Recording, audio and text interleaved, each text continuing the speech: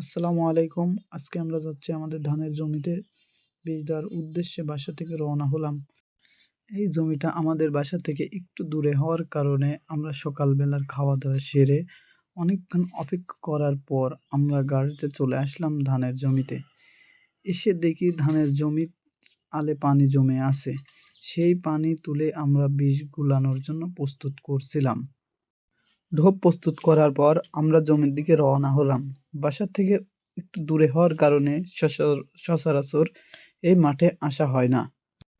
জমিতে আসার পর আমরা দেখি যে অনেকটাই পোকা লেগে গেছে। কারণ ধানটা অনেক বড় হয়েছে। এর মধ্যে বীজ দিতে অনেক কষ্ট। এর মধ্যে বীজ দেওয়া অনেক কষ্টসাধ্য। কিন্তু বীজ দিতেই হবে কারণ আমাদের ঢোপটা ছিল কারেন্টের ঢোপ। এর জন্য আমরা অনেক সহজেই বীজটা দিতে আমাদের চাষাবাদকে আল্লাহ তাআলা বারাকা দান করুক। আমিন।